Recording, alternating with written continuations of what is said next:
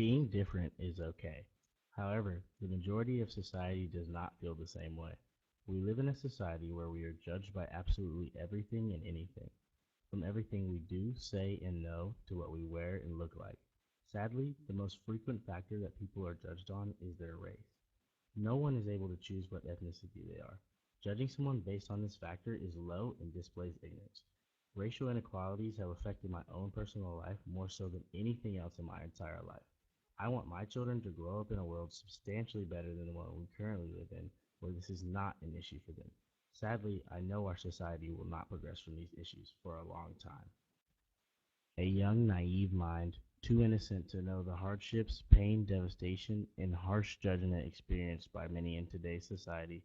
The first grade was an inappropriate time to be exposed to this sort of information, but this was the first time that I had been called the N word. Imagine how one would feel being discriminated against, rejected from a group, and called this demoralizing term at the age of 6 or 7. Immense pain within, life scarring memories. Barely even knowing what racism was, this event is one that I will never be able to forget. This is where my race first became any sort of issue for me.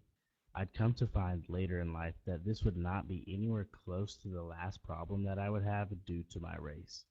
Growing up with many friends of every ethnicity, I was never one to think differently of the people I was around based on what they looked like.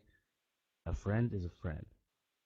In the past, and possibly still today, I know now that for some of my friends, I may be considered their black friend. Why is this? Why can I not be solely a friend? Does the color of my skin need to be associated when describing me? This contributes to the everlasting unfair treatment and stereotyping of black Americans.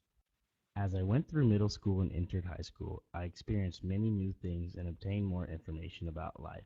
I found out what it was like to have your first true love. My best friend was a tall, tan, beautiful blonde girl.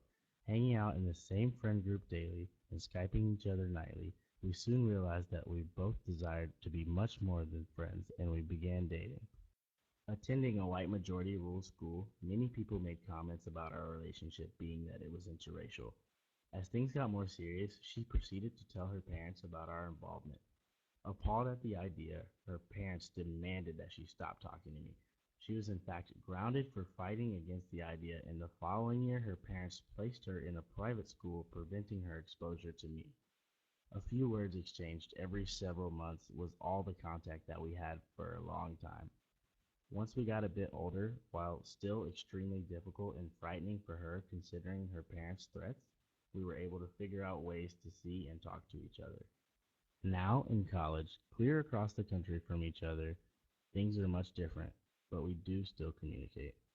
That being said, 14 years old, heartbroken, hopeless, confused, and angry proved to be very difficult. My very best friend was removed from my life because of the color of my skin. All the possible time we could have spent together is lost forever for the sole reason that I am black instead of white. They never even met me or cared to. Even after so many years of establishing equal rights for all, black people and people that are not white are still not seen or treated as equal.